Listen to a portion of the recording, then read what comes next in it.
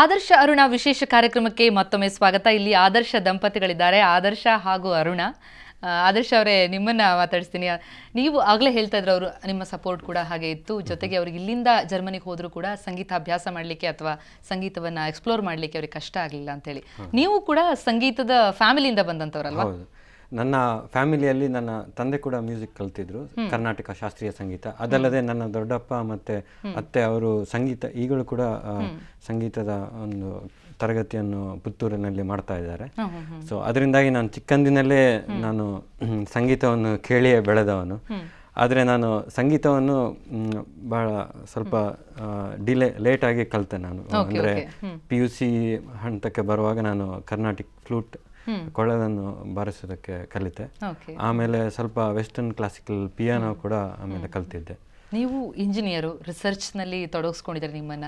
ಜೊತೆಗೆ ಈ ರೀತಿಯ ವಿವಿಧ ಹವ್ಯಾಸಗಳಿವೆ. ಇನ್ನೆಲ್ಲ ಯಾವ್ಯಾವ ಹವ್ಯಾಸಗಳನ್ನ ಇಟ್ಕೊಂಡಿದ್ದೀರಿ? ನನ್ನ ಮೊದಲನೇ ಹವ್ಯಾಸ ಹಾಗೂ ವೃತ್ತಿ ಇಂಜಿನಿಯರಿಂಗ್, ಅಂದರೆ ಹೊಸ ಹೊಸ ಪ್ರಾಡಕ್ಟ್ಗಳನ್ನು ಇನ್ನೋವೇಷನ್ಗಳನ್ನು ಮಾಡೋದು.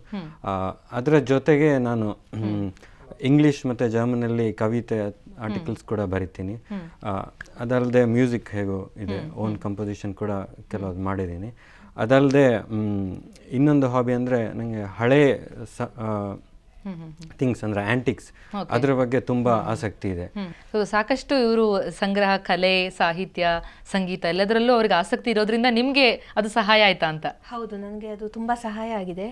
ಇವಾಗ ನಾನು ಜರ್ಮನಿಯಲ್ಲಿ ಇರುವಾಗ ಕೂಡ ಅವರು ತುಂಬ ಎನ್ಕರೇಜ್ಮೆಂಟ್ ಕೊಡ್ತಾರೆ ನನಗೆ. ಬೇರೆ ಬೇರೆ ಬರೀ ಒಂದು ಶಾಸ್ತ್ರೀಯ ಸಂಗೀತ ಮಾತ್ರ ಅಲ್ಲ, ಬೇರೆ ಬೇರೆ ಈಗ ಉದಾಹರಣೆಗೆ ಫ್ಯೂಷನ್ ಮ್ಯೂಸಿಕ್ ಈಗೆಲ್ಲ ತುಂಬ ಪ್ರೋತ್ಸಾಹ ನೀಡಿದ್ದಾರೆ. ನಾನಲ್ಲಿ ಜರ್ಮನಿಯಲ್ಲಿ ಫ್ಯೂಷನ್ ಮ್ಯೂಸಿಕ್ ಅಳವಡಿಸಿ ತುಂಬ ಪ್ರೋಗ್ರಾಮ್ಸ್ ಅನ್ನು ಕೂಡ ಕೊಟ್ಟಿದ್ದೇನೆ. ಅಲ್ಲಿ ಪ್ರಸಿದ್ಧವಾದ ಬ್ಯಾಂಡ್ಸ್ ಗಳ ಜೊತೆ ಕೂಡ ನಾನು ಕೆಲಸ ಮಾಡ್ತಾ ಇದ್ದೀನಿ. ಅಂದ್ರೆ ಒಂದು ವರ್ಷದಲ್ಲಿ ಇಷ್ಟೆಲ್ಲ ಸಾಧ್ಯ ಆಗಿದ್ದು ಹೇಗೆ ಅಂತ? ಫಾಸ್ಟ್ ಆಗಿ ಅಲ್ಲಿ ಜರ್ಮನ್ ಭಾಷೆ ಎಲ್ಲ ಕಲ್ತ್ಬಿಟ್ರ ಅಂತ?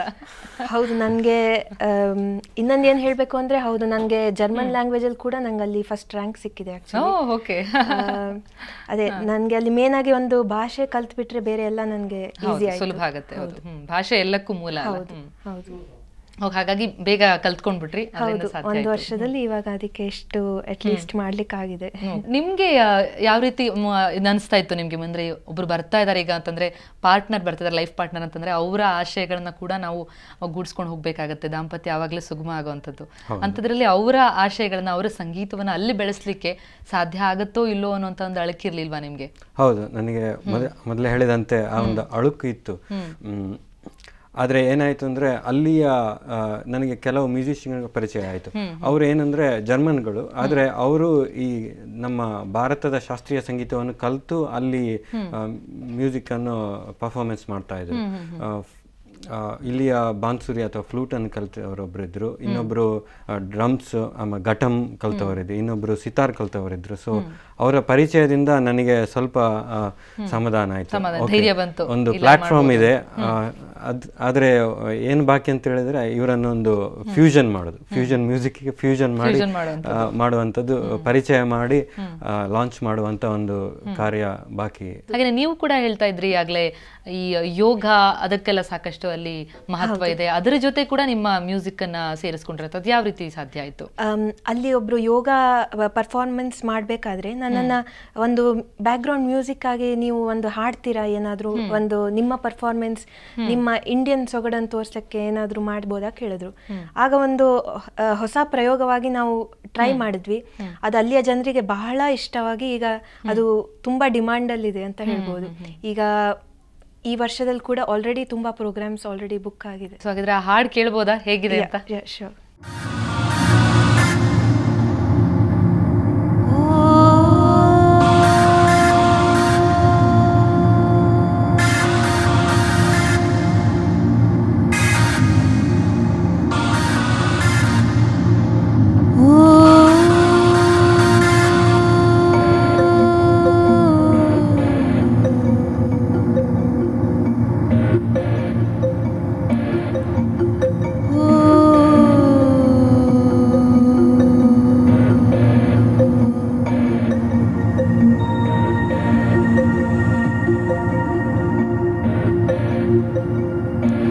Oh.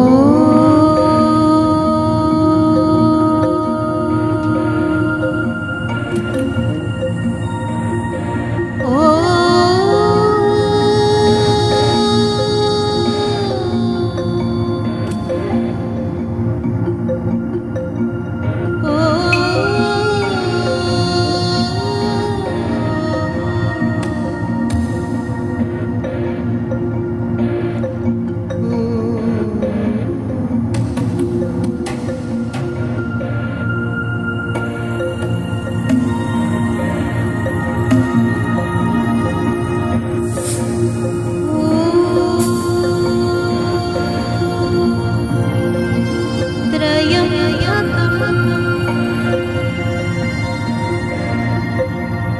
यजामहे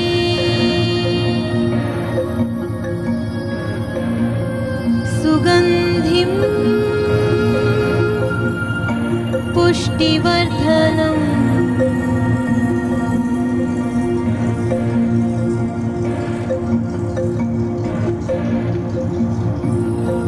उर्वारुकमिव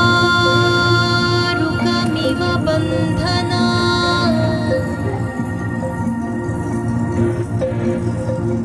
मृत्योर्मुक्षीव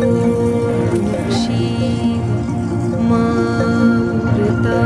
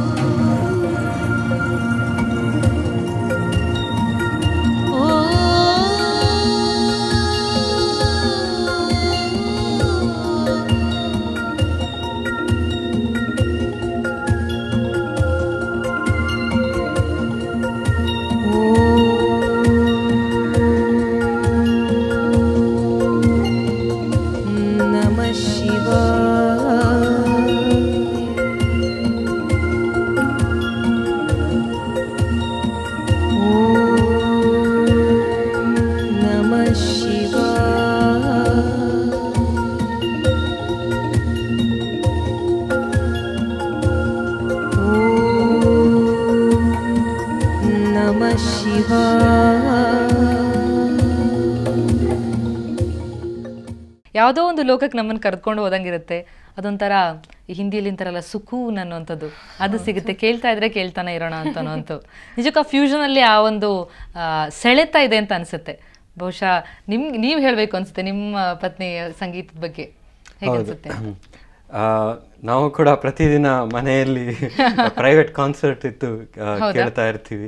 ಸೊ ನಾನು ಕೂಡ ಸ್ವಲ್ಪ ಮ್ಯೂಸಿಕ್ ಪ್ಲೇ ಮಾಡಿ ಅವಳು ಇಂಪ್ರೊವೈಸೇಷನ್ಸ್ ಎಲ್ಲ ಮಾಡ್ತಾ ಇರ್ತೀವಿ. ಸ್ವಲ್ಪ ನಡೀತಾ ಇರುತ್ತೆ. ಸೊ ಅದರಿಂದ ಮೇನ್ಲಿ ಕ್ರಿಯೇಟಿವಿಟಿ ಹೆಚ್ಚಾಗುತ್ತೆ. ಅದರಿಂದ ಇನ್ನೂ ಹೆಚ್ಚು ಎಕ್ಸ್ಪೆರಿಮೆಂಟ್ ಮಾಡುವ ಒಂದು